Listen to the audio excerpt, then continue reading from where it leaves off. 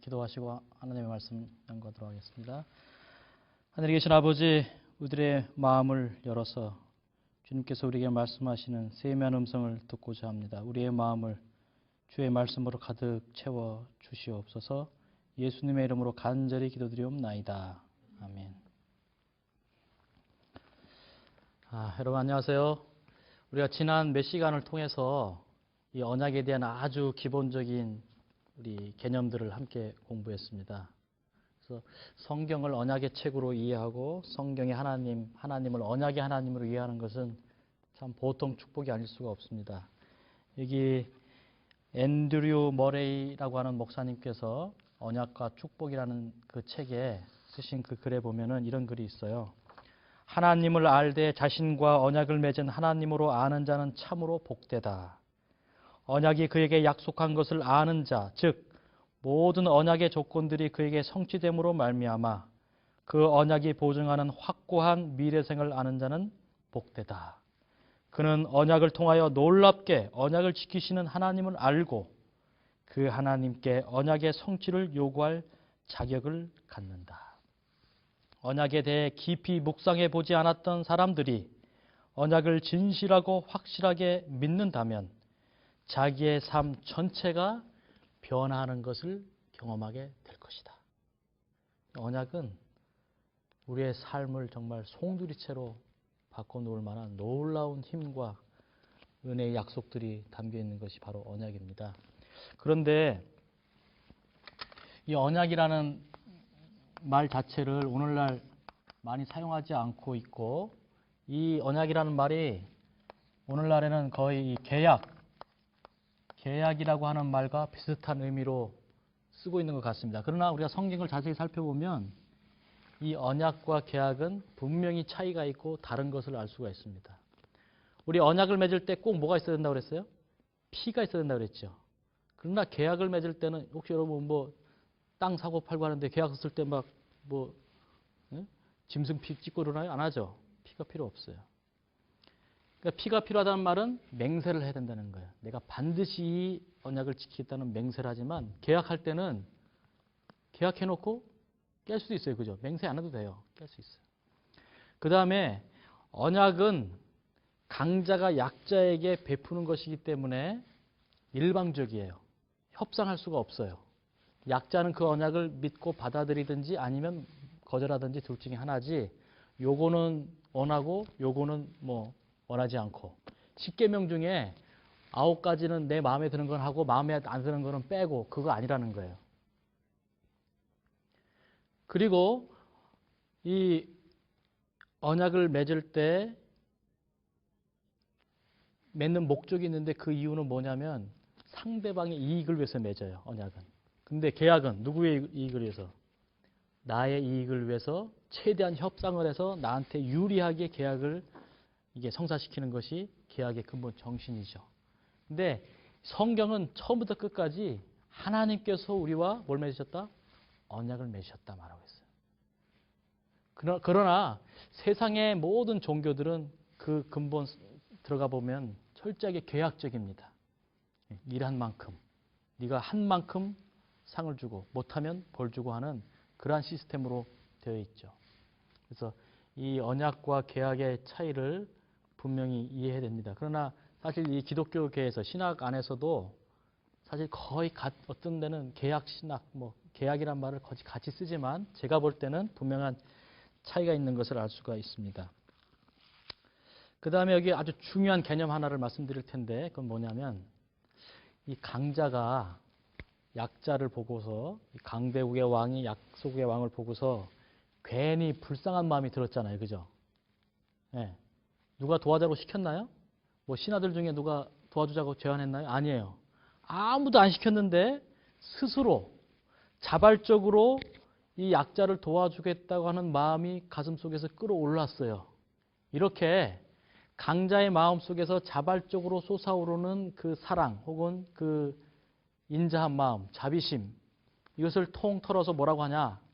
우리가 이 성경 공부하면서 사실 히브리어나 헬라어는 거의 공부하지 않을 거예요. 그런데 몇 가지 기억할 그 히브리어가 있어요. 그 중에 하나가 뭐냐면 이 언약주, 언약주의 가슴 속에서, 마음 속에서 언약종, 강자가 이 약자를 향해서 누가 시키지도 않았는데 자발적으로 끌어오르게 한 그 원동력, 그 근원, 그 사랑, 그 에너지, 그것을 가리켜서 뭐라고 하느냐? 히브리 말로 헤세드라고 합니다. 헤세드. 요거는 꼭 기억하세요. 헤세드. 많이 좀 들어봤을 거예요. 그죠? 헤세드란 말 들어봤을 거예요. 헤세드. 이것은, 근데 이 헤세드라는 말을 어느 단어 한 개로 번역을 할 수가 없어요. 그러다 보니까 여러 가지로 번역을 했습니다. 시편 같은 데서는 인자, 주의 인자하심이, 인자라는 말도 썼고, 또 뭐 성실하심, 성실하다, 또는 사랑, 어떨 때는 뭐 자비, 충실, 긍휼, 뭐 여러 가지 단어로 번역을 했습니다. 근데 그 모든 의미들은 한결같이 강자가 약자에게 자발적으로 베푸는 사랑을 말할 때 헤세드란 말을 씁니다. 헤세드. 그러나 개약에는 근본적으로 헤세드가 없어요. 헤세드의 마음이 없습니다. 오직 언약 안에만 헤세드가 들어있다는 것이죠. 그래서 개약과 언약의 차이를 잠깐 설명을 드렸고요. 그렇기 때문에 우리가 창세기 15장 공부했을 때 하나님께서 아브라함과 언약을 맺으시잖아요. 언약의 속성은 뭐냐? 내가 너에게 약속한다. 내가 뭐 할지라도, 죽을지라도 나는 너에게 약속을 하겠다. 그리고 약속을 지키겠다. 그리고 여호수아 9장의 기브온 족속과 언약 맺은 거 살펴보면은 결국은 하나님께서 뭐라고 또 맹세하시면 나는 너에게 약속한다. 네가 나를 속일지라도 나는 내 언약을 지키겠다. 우리가 역사서를 공부해 보면 나오는 메시지는 똑같습니다. 나는 너와 약속하겠다. 너희가 나를 배반할지라도 나는 내 약속 지키겠다. 성경의 처음부터 끝까지 철저하게 하나님의 헤세드가 나와서, 절대로 우리가 창세기를 이제 공부하시겠지만은 창세기의 이 초점을 사람에게 두어서 아브라함이 순종 잘하고 아브라함이 잘했을 땐 복 받았고 아브라함이 못하면 벌 받고 사람한테 포인트를 두면 안 되고요. 철저하게 하나님께 초점을 두어서, 하나님의 헤세드에 초점을 두어서 인간이 하나님의 말씀을 순종하지 못함에도 불구하고 여전히 그 언약에 신실하신 하나님의 헤세드를 우리가 볼 수 있어야 돼요. 여러분, 창세기 15장에서 뭐 합니까? 아브라함이 하나님과 언약 체결하잖아요. 그리고 16장에서 뭐 하는 줄 아세요? 그 약속을 기다리지 못하고 누구 취해서? 애굽의 여종 하갈 취해서 이스마엘 낳는 언약을 불신하는 행동을 누가 합니까? 아브라함이 하거든요. 그죠? 그러면 17장에는 뭐가 나와야 정석인 줄 아세요? 이 순서대로 하면 15장에 언약 맺었어요. 16장에서 언약 배신했어요. 17장에는 아브라함이 죽는 얘기가 나와야지 제대로 가는 거예요. 그죠? 근데 17장에 어떤 얘기했는지 아세요? 하나님께서 아브라함을 찾아왔어. 나는 전능한 하나님이라. 내 앞에서 행하여 완전하라 하면서 내가 너와 언약을 세우니. 그래서 오히려 눈에 보이는 언약의 표징, 할례라고 하는 새로운 언약의 표징을 그의 몸에 언약의 표징으로 남겨주시고, 너의 이름을 이제는 아브라함이라 하지 말고 아브라함이라고 하면서 새 이름을 지어주시고, 언약을 깨트려서 저주하시고 죽이시는 것이 아니라 다시 어떻게 해요? 너는 그 약속 기다리지 못하고 그 나에 대한 믿음을 잃어버렸을지라도 그것 때문에 내가 너에 대한 이 언약을 파기하는 일은 결코 없을 것이다. 네가 나를 배반해도 나는 끝까지 내 언약을 지키겠다. 이게 창세기의 전부 이야기예요, 사실. 그래서 우리가 포인트를 어디에 두라는 거예요? 사람한테 두지 마시고 하나님께 두어서 신실하신 언약의 하나님을 지키시기 바랍니다. 근데 이제 문제는 그거예요. 그럼 한 가지 궁금한 게 떠오를 거예요. 아까 분명히 언약을 파기하면, 지키지 못하면 그 대가가 뭐라고 그랬어요? 죽음이잖아요. 그럼 아브라함이 15장, 16장, 17장에서 어떻게 돼? 17장에서 죽어야 되는데 계속 살아있어요. 그죠? 그 이후에도 아브라함이 하나님께 대한 언약을 불신한 이들이 여러 번 있어요. 거짓말하고 자기 아내를 이제 누이라 속이고 그죠? 그런 일이 있단 말이죠. 그럼 죽어야 되는데 죽었어요, 안 죽었어요? 안 죽어요. 왜 그런가? 창세기 이제 1장을 열어서 언약에 있어서 아주 중요한 부분을 오늘 좀 취급하도록 하겠습니다. 어떻게 보면 이게 오늘 배우는 이게 언약의 핵심 중에 핵심이고 이게 없다면 사실은 우리는 뭐예요? 언약 못 지키고 다 죽어야 된다는 거예요. 그렇잖아요? 하나님은 다 지키시죠. 근데 우리는 언약 해놓고 솔직히 하루도 못 지킬 사람도 많아요. 하루 만에 죽을 사람, 좀 나은 사람 한 열흘 살다가 죽을 사람, 조금 나은 사람 뭐 한 달 살다가 죽을 사람 다 어떻게 해요? 언약 잘 지키다가 하나 깨트리면 다 죽어야 된다는 거죠. 창세기 이제 1장을 보시면 하나님께서 아담하고 언약을 맺으십니다. 그죠? 우리가 지난 시간에 천연계 언약 배웠죠. 하나님께서 천연계 언약 맺었고 여기 이제 창세기 2장에는 하나님께서 아담과 언약을 맺으시고 아담을 에덴 동산에 이제 이렇게 놓으시고 여기 1장 28절 보시면 하나님이 그들에게 뭘 주셨어요? 복을 주시고 그들에게 이르시되 뭐하고 뭐하라? 생육하고 번성하라. 이게 지금 하나님 나라의 3요소 씨, 땅, 뜻이 있는데 뭐에 대한 약속이에요? 생육하고 번성하니까 씨에 대한 약속이죠. 그죠? 그 다음에 땅에 충만하라, 땅을 정복하라. 이거 뭐에 대한 약속이에요? 땅에 대한 약속이죠. 그래서 하나님의 씨들이 하나님의 땅에서 뭘 잘 지키면 하나님의 뭘? 뜻을 잘 지키면 뭘 받는다고 그랬어요? 복을 받는다고 했잖아요. 그래서 이제 복을 주시면서 하나님의 뜻을 잘 지키게 합니다. 그래서 언약에 순종하느냐 안 하느냐를 그 뜻을 뭘로 나타내셨다는 거예요? 동산 중앙에 뭘 두시고? 나무를 하나 두셨죠. 선악을 알게 하는 선악과 나무를 두신 다음에 이 언약에 순종한다고 하면 이 열매를 절대 먹지 말 것이고 만약에 이 언약을 불순종한다고 하면 이 열매를 먹는 것이죠. 그래서 결국에는 어떻게 해요? 그 언약을 체결하는 내용에 보면은 생각해 보세요. 어떻게 보면 선악과는 뭐예요? 과일 하나잖아요. 그죠? 요즘 만약에 어느 뭐 중학교 학생이 여기 남의 집 가손에 들어가서 사과 하나 떠먹었는데 주인이 들어가서 죽여버리면 어떻게 되겠어요? 그 얘가 사과를 따먹은 죄가 커요? 아니면 주인이 죽인 죄가 커요? 당연히 주인이 죽인 죄가 크잖아요. 지금 하나님께서 아담에게 과일 하나 따먹은 죄값으로 지금 죽겠다는 게 아니고 이거 지금 뭐 하는 거냐면 아담과 뭐 하는 거예요? 언약을 맺는 거예요. 그래서 언약을 파기하면 그 대가로 뭐예요? 내가 이 과일을 먹으면 정령 뭐하리라? 죽으리라. 너 좀 혼날 거야. 너 좀 아딩선에서 한 열흘쯤 쫓겨날 거야. 감옥에 1년 가 있을 거야. 이게 아니라 먹으면 죽겠다. 뭐예요? 왜? 선악과를 먹는 것은 하나님을 언약의 주로 섬기는 것을 거절하는 행위였고 언약을 파기하는 행위였어요. 그렇기 때문에 선악과는 단순히 선악과가 아니라 언약의 시금석입니다. 언약에 대한 충성의 시금석이 바로 선악과예요. 선악과. 근데 거기 우리가 호세아 6장 7절에 보시면 분명히 말했거든요. 저희가 아담처럼 언약을 어기고 이렇게 되어 있습니다. 그래서 아담이 언약을 파기하죠. 여러분 기억하세요. 따라해 보세요. 모든 죄는 언약 파기다. 모든 죄는 언약을 파기할 때만 죄가 성립할 수 있어요. 언약을 고의적으로 파기하는 것. 다시 말하면 하나님과의 언약을 깨트리고 또 다른 누군가와 또 다른 대상과 언약을 맺을 때만 죄가 성립해요. 죄는 하나님과의 언약을 일단은 어떻게 해요?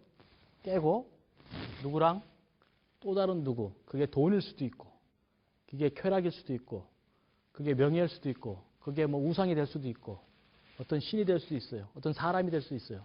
그러나 하나님과의 언약을 신뢰하고 아니면 자기 자신이 될 수도 있어요. 누군가와 언약을 체결하는 것이 바로 뭐다? 죄라는 것이에요. 그래서 그 죄의 결과는 반드시 언약을 파기했기 때문에 죽음이 따라온다고 하는 것이 성경의 가르침입니다. 근데 결과적으로 우리가 이제 성경을 잘 알기 때문에 아담과 하와가 어떻게 했어요? 언약을 파기했습니다. 그러면 누가 죽어야 돼요? 아담과 하와가 죽어야 되는 것이 창세기 2장에 나와야 돼요. 그죠? 선악과를 따먹는 순간 창세기 2장 혹은 3장에 늦어도 3장에 아담과 하와가 죽는 이야기가 나와야 됩니다. 그런데 왜 안 죽었을까? 그것이 이 성경의 가장 중요한 핵심입니다. 한번 따라하시기 바랍니다. 언약에는 보증인이 있다. 예, 이것이 가장 큰 차이예요. 언약에 뭐가 있다는 거예요?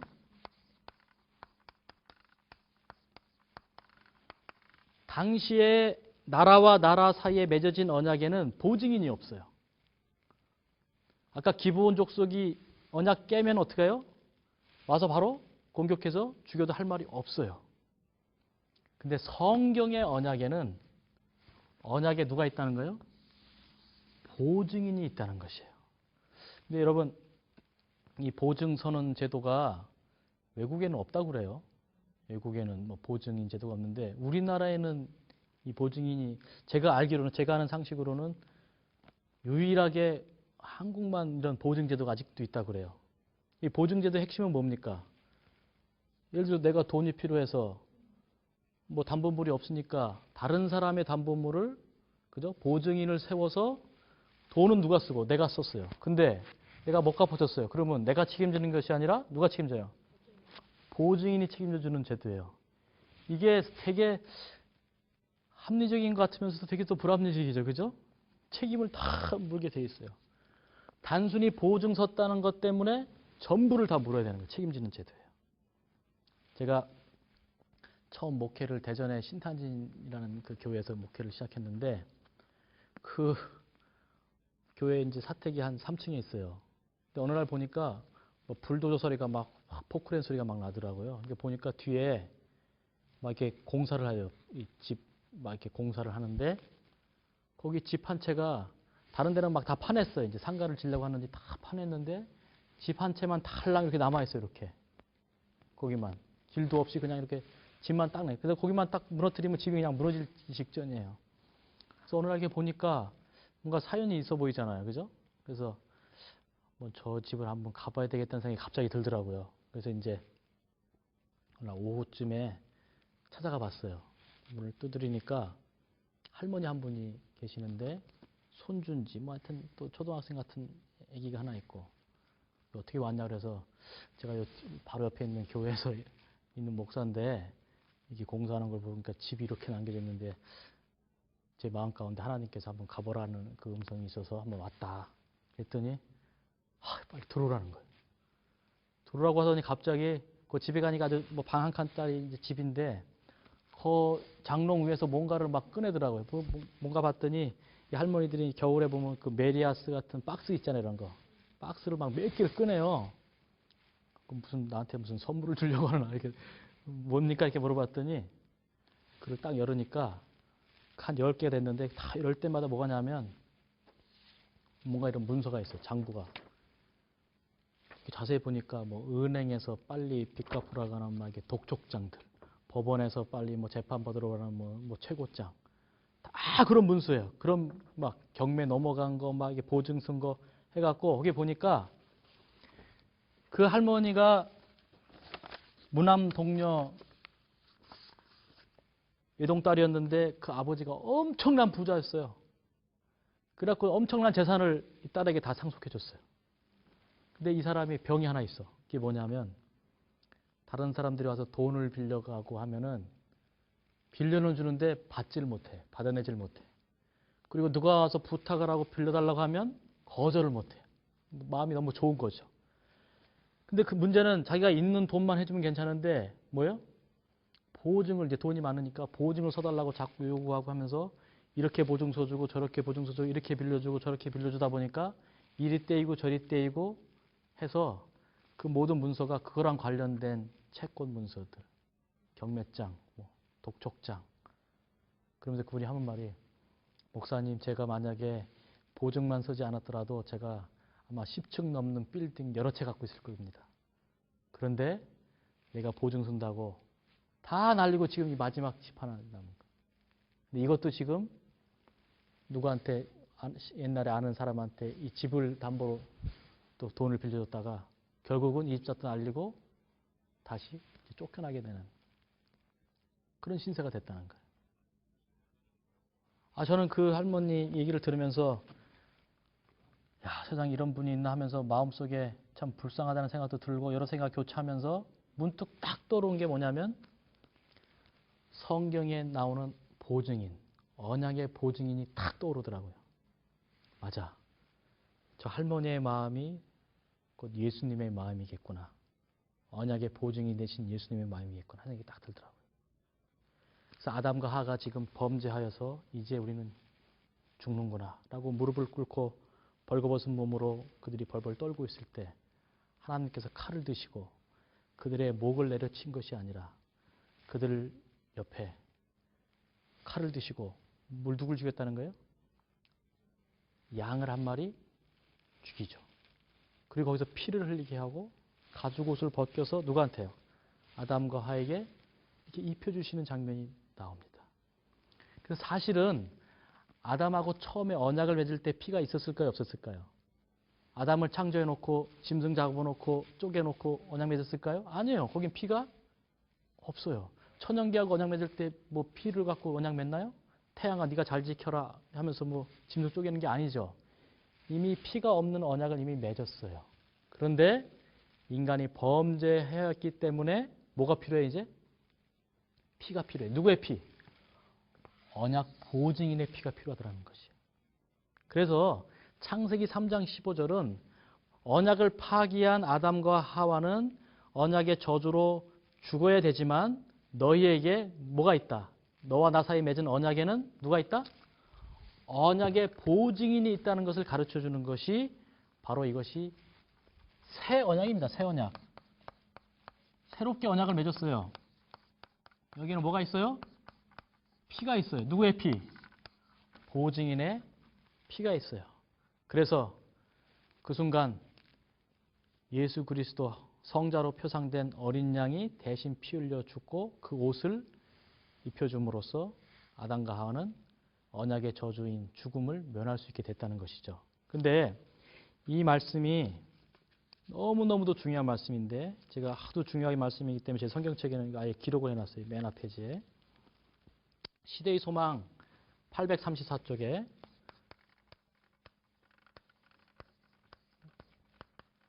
영문 페이지입니다. 이것은 이렇게 기록했어요. 제가 한번 천천히 읽어볼 테니까 한번 잘 들어보세요. 땅의 기초가 놓이기 전에 아버지와 아들은 이미 합의하셔서 인류가 사단에게 정복당하게 될 경우에 인류를 구속하시기로 언약을 세우셨던 것이다. 누구랑 누구랑요? 성부와 성자께서 지금 성자께서 땅의 기초가 놓이기 전에, 그럼 언제입니까? 천지를 창조하기 전에, 아담과 하와를 창조하기 전에, 아담이 범죄하기도 전에 이미 아버지와 아들 사이에 뭐가 맺었어요? 언약이 맺어졌어요. 언약이. 무슨 언약을 맺었는가? 이게 보니까 저는 아주 이 표현을 좋아하는데요. 그들은 손을 굳게 잡으시고 누구랑? 아버지와 아들이 손을 굳게 잡았다고 그랬어요. 이거 언제 하는 거랬어요? 우리 첫 시간에 배웠죠. 언약 체결하고 다 마친 다음에 손잡고 이렇게 행진한다고 했는데 이 두 하나님께서 손을 어떻게 굳게 잡으시고 그리스도께서 인류를 위하여 보증인이 될 것이라는 엄숙한 서약을 하셨다. 누가요? 성자께서 언약의 뭐가 되기로? 보증인이 되기로 손을 굳게 잡으시고 엄숙한 서약을 하셨었다. 이 서약을 그리스도께서 성취시킨 것이다. 어디에서요? 십자가에서 성취시킨 것이다. 그래서 제가 어떤 책을 읽어보니까 뭐라고 한지 아세요? 그 책에 보면 십자가는 지금으로부터 2000년 전에 저 갈바리 위에서 세워진 것이 아니라 성부와 성자께서 손을 잡으시고 엄숙한 서약을 하시던 그 순간 하늘에서 십자가는 세워졌다. 그때 아버지의 마음 가운데서 아들은 이미 도살되었다. 맹세하는 순간 성자께서는 이미 죽으셨다는 거예요. 거기가 십자가가 세워진 거죠. 그렇게 기록한 책을 읽어봤어요. 그래서 드디어 아담과 하와에게 너에게 희망이 있다는 것이죠. 소망이 있다는 것이죠. 너희 언약 못 지키지만 누가 있다는 거예요? 너의 모든 언약의 저주를 대신 받을 언약의 보증인이 있기 때문에 다시 너희가 새로운 약속으로, 새로운 언약으로 돌아오라고 하는 것이 바로 창세기 3장 15절의 내용입니다. 그럼 한번 생각해 보세요. 이대로 말한다고 하면 어떤 일이 일어나야 되냐면 아담이 범죄했어요. 그죠? 이제 쫓겨났잖아요. 쫓겨나고서 그러면 아담이 한 번도 죄를 안 범하고 죽을 때까지 살았을까요? 한 번도 죄를 안 범하고? 아마 또 지나다 보면 또 죄를 범했을 거예요. 그죠? 그러면 어떻게 됩니까? 그 순간에 누가 책임을 져야 돼요? 아담이 죽는 것이 아니라 언약 보증인이신 예수님이 성자께서 책임을 져야 되잖아요. 그러면 어떻게 해야 되냐면 아담이 죽지 않고 예수님께서 이 땅에 바로 내려오셔야 돼요. 내려오셔서 어떻게 하셔야 될까요? 아담 대신 죽어야 돼요. 근데 예수님이 죽어버리면 보증인도 죽으면 안 되죠. 그래서 아담의 죄를 용서해 주신 다음에 다시 어떻게 하셔야 될까? 부활하셔서 또 하늘에 가 계셔요. 그러다가 이제 이번엔 그 다음날 하와가 또 범죄. 그럼 어떻게 해요? 예수님이 또 내려오셔서 보증인이니까 대신 죽고 다시 부활해서 또 하늘 올라가셔. 그 다음에 그 아들 또 누가 있어요? 가인도 범죄. 그럼 또 내려오셔 또 가셔.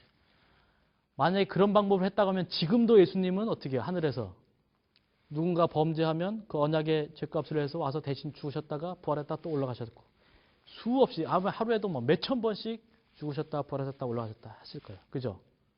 그래서 하나님께서는 한 가지 계획을 세우셨다는 거예요. 구속의 계획을 세우셨어요.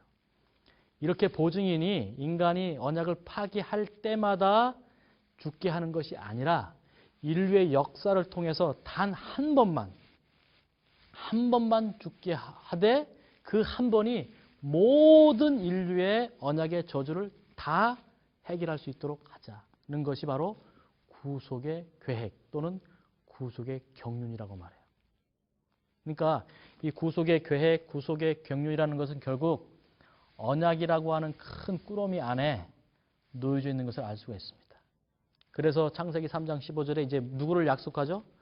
이 여자의 후손, 여자의 씨를 약속하고 이 여자의 씨가 올 때만이 이제 언약을 온전히 지킬 수 있고 하나님 나라가 이 땅에 완전히 회복된다고 하는 약속을 창세기 3장 이후로부터 쭉 해서 계시록까지 이어지게 되는 내용이 성경의 큰 이제 그림이라는 사실을 우리가 염두에 둬야 되겠습니다. 그걸 기억해 두시고 이제 그러면은 창세기 이제 몇 장을 보시냐면 오늘 아주 중요한 개념 배웠어요. 죄는 뭐다? 언약을 파기하는 행위이다. 죄는 그냥 성립되는 것이 아니라 언약을 파기한 다음에 또 다른 누군가와 언약을 맺을 때 발생한다. 성경의 언약과 일반 세상의 언약과의 가장 큰 차이점은 거의 똑같지만 딱 하나가 틀려요. 하나가 달라요. 근데 그 하나 다른 것이 완전히 두 언약을 완전히 다르게 만들었어요. 그게 뭐다? 성경의 언약에는 누가 있다? 보증인이 있다. 근데 그 보증인에 대한 약속, 그 언약을 하나님끼리 또 세웠어요. 그죠? 성부와 성자께서 언제? 창세 전에.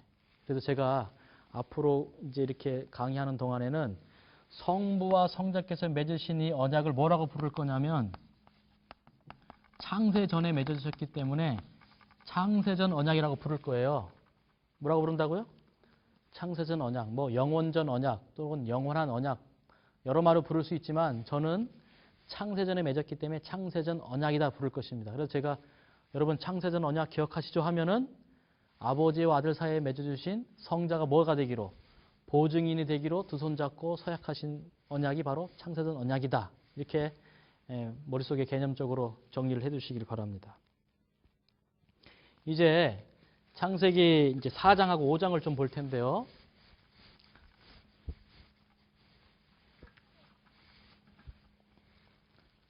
그러니까 아담이 범죄한 이후에 아담이 셋, 그 다음에 또 그 에노스 후손들이 있으면서 아담의 사명은 뭘까요? 이 하나님 나라가 반드시 이 땅에 세워질 것이고 그것을 우리에게 약속하셨으니 우리가 믿고 어떻게 하자? 기다리자 하는 내용이 되겠죠. 그러다 보니까 이렇게 언약을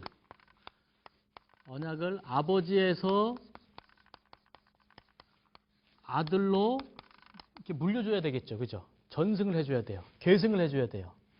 이렇게 언약, 그 언약에는 이제 하나님 나라의 약속이 같이 들어있대요. 하나님 나라의 약속이 같이 들어있는 이 모든 것들을 다음 세대로 이렇게 물려주는 사람, 이것을 성경에서 뭐라고 불렀느냐? 장자라고 불렀어요. 장자. 장자는 곧 뭐냐? 언약의 관점에서 말하면 언약 계승자입니다. 계승자. 언약 계승자, 장자. 그러니까 성경에 나오는 그럼 족보는 뭐예요? 족보. 그러니까 4장, 5장이 족보가 나거든요. 언약 계승자의 명단입니다. 그냥. 오케이? 언약을 계승해 주는 사람을 누구라 한다? 장자라고 한다.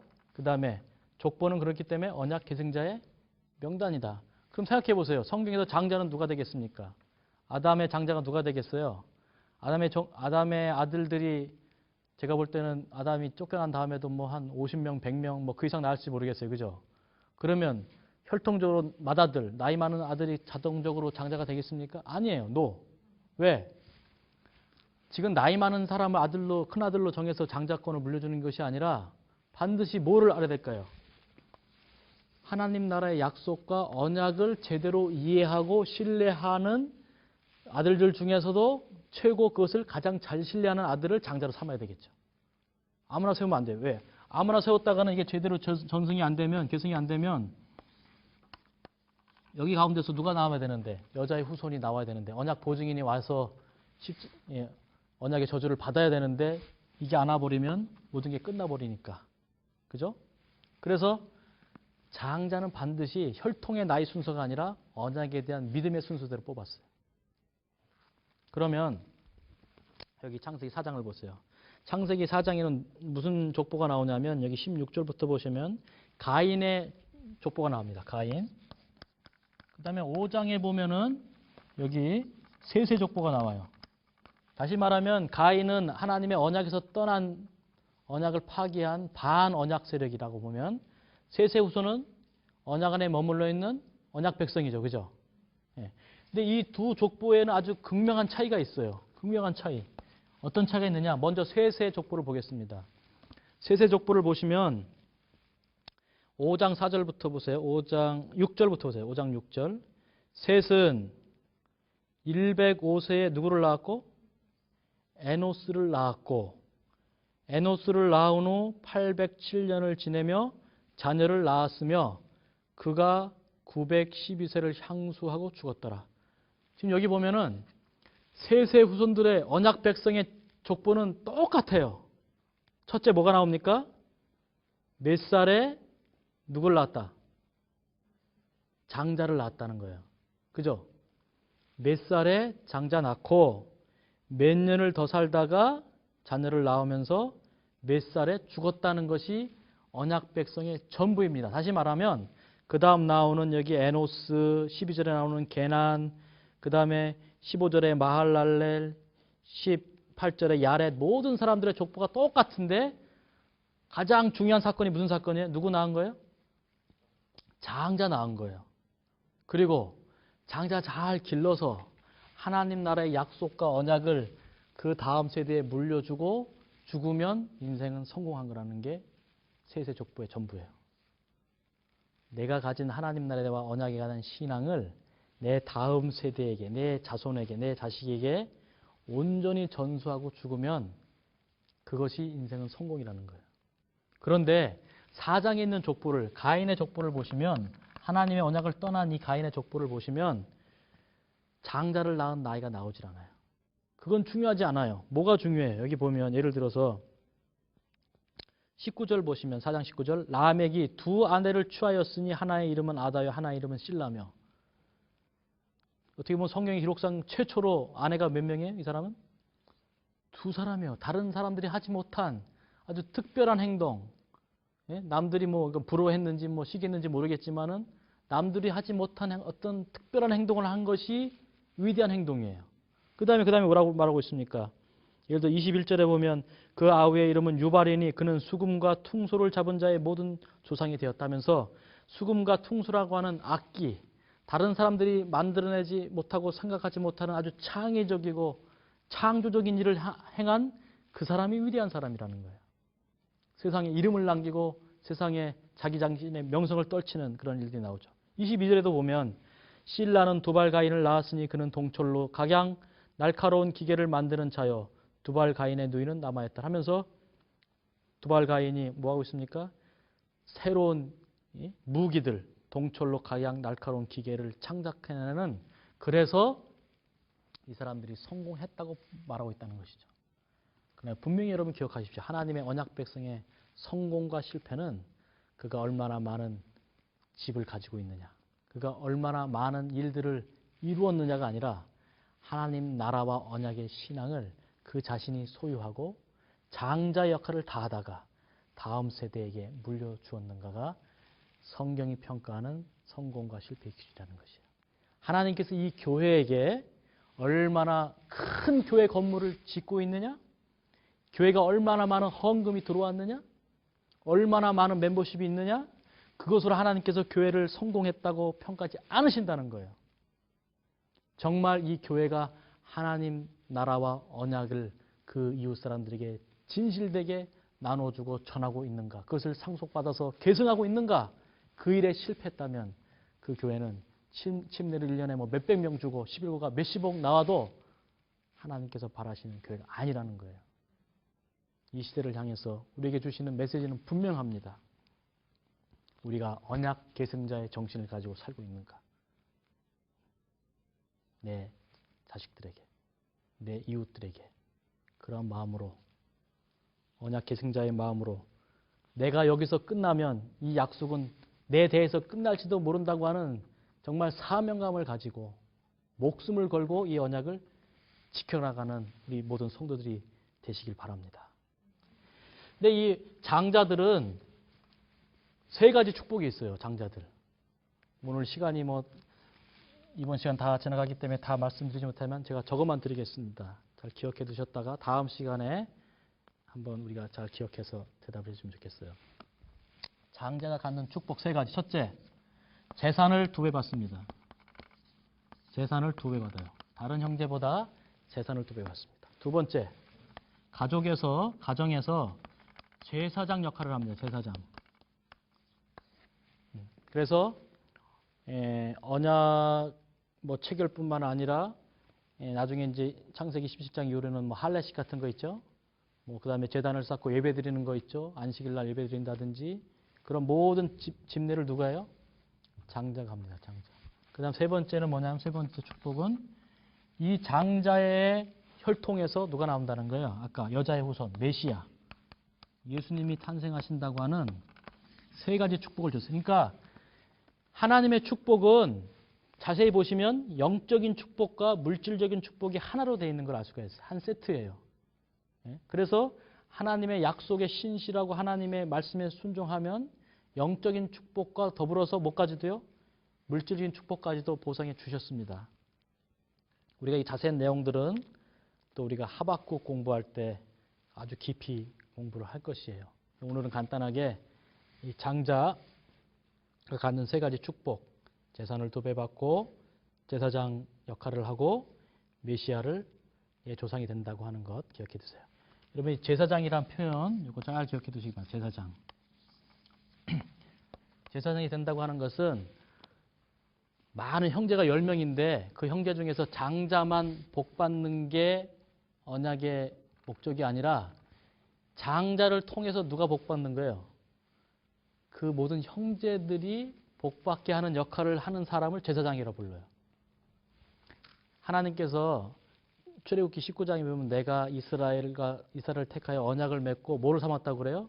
내 소유로 삼고 내 제사장 나라로 삼았다고 하잖아요. 그것은 뭐냐면 이스라엘을 통해서 이스라엘이 복받는 것이 아니라 이스라엘 주변에 있는 모든 열국이 복받게 하는 것이 하나님의 계획이에요. 창세기 12장에 아브라함을 부르셔서 내가 너를 불러서 너만 복주겠다고 안 했죠. 너를 불러서 내 이름을 창대케 하고 복의 근원을 삼겠다. 너를 인하여서 이방의 빛이 비추리라 말씀하셨습니다. 그래서 하나님의 계획은 이스라엘만 구원하는 것도 아니고 장자만 축복하는 것도 아니고 제사장들을 통해서 가정에는 장자들, 나라 중에서는 이스라엘을 택해서 그다음에 마지막 교회 중에서는 이 장자의 교회인 제사장의 교회인 제7일 안식일 예수 재림교를 통해서 세상이 복받게 하는 것이 하나님의 계획이라는 사실이에요. 이 놀라운 사명들을 우리가 언약의 말씀을 통해서 깨닫고 체험하고 이 받은 바 은혜를 우리의 가정에서 우리의 교회에서 나누고 실천하는 우리 모두가 되길 바라면서 오늘 이 시간 마치도록 하겠습니다. 다음 시간에는 우리 노아 언약에 대해서 또 아브라함 언약에 대해서 좀 더 깊이 연구하도록 하고 다음 시간까지 힘내주시기 바랍니다. 감사합니다.